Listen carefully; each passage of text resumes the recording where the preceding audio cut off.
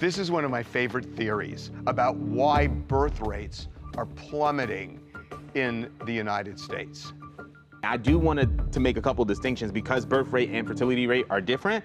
Birth rate is the total number of births in a year per 1,000 individuals. Fertility rate is the total number of births per year per 1,000 women of reproductive age in a population. And to give context to that, the age is usually between the ages of 15 to 44. And the fear is that the global fertility rate will soon, if it already hasn't, will drop below the point needed to keep a stable population. Why do we want 8 billion people? Elon Musk says it's the biggest threat to humanity. What we face is population collapse.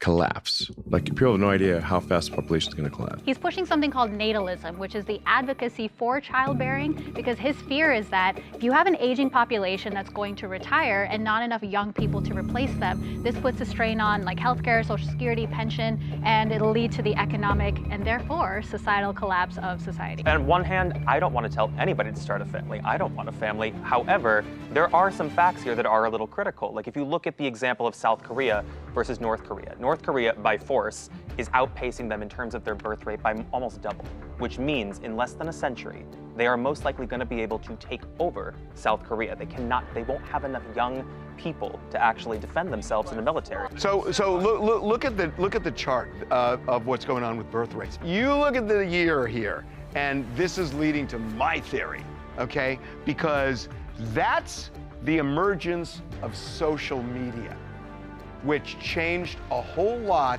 in this country. So I want you to hear a guy that I just think is almost always right, okay?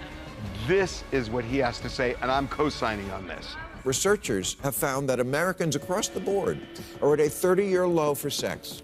Half of Americans don't even have it once a month.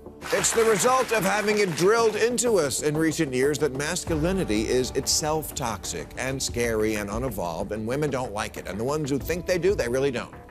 Women aren't attracted to these girly men they've created. The guy you whipped into total sensitivity isn't sexy to you anymore. People are not having sex because men are girly or women want to be career focused. That's not the conversation. The conversation is that we have built a world around us in the United States where we cannot afford to have a dog, let alone start a family. Can't have a house. We can't afford a house. Look at the chart. 2009, the birth rate's here, and now it's here. Social media and texting has ruined relationships where people don't interact, they text. It's all virtual. They don't, I mean, that's what's happened, is that people are in their own little silos now, and they don't know how to have conversations. Absolutely. They don't know how to form relationships. I agree with Bill Maher. I see this with my own students. I've been teaching for about 20 years, and I totally see the flip. The first 10 years, people could socialize and be actual humans and maybe, I don't know, get a date. And then after, right on that, 2009, 2010, it's on the screen. But I also think social media has created silos of the genders, okay? I think that, you know, because you get your algorithms, and so a lot of young boys and men, are being raised on porn and dysfunctional porn, and so that becomes their expectation of a relationship. And then women, meanwhile, they get their algorithm of what they want, the sensitive, caring, nurturing kind of male, and there's a total disconnect between the two genders. I'm not discrediting that. That's very real. Pornography is a pervasive thing, of course, through social media and all internet access for children. However, this is a false call to action to say that social media is at the root of it. It's money. There's also a lot of selfishness out there right now. Like, people are more selfish than they've ever been in these new generations. It's all about them.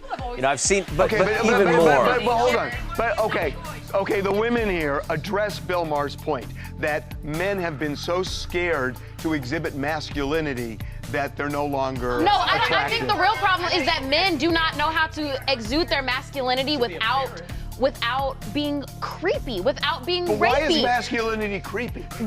It's about what you think masculinity is, and a lot of them get it from outside influences. Maybe their dad was also very toxic. Maybe they're getting it from porn with this false expectation. You're assuming masculinity is always toxic, or that's a baseline. No, masculinity is not always toxic. I welcome masculinity in my life. Let's unpack this. Hold on, let's unpack this, right? We're talking about masculinity, and we're saying that the reason why this is happening is because we find masculinity unattractive. I believe that we're in a generation that is redefining what masculinity is. I almost think kids in college are scared to ask somebody out on a date because it's microaggressive. I agree. There is some legitimacy to that, okay?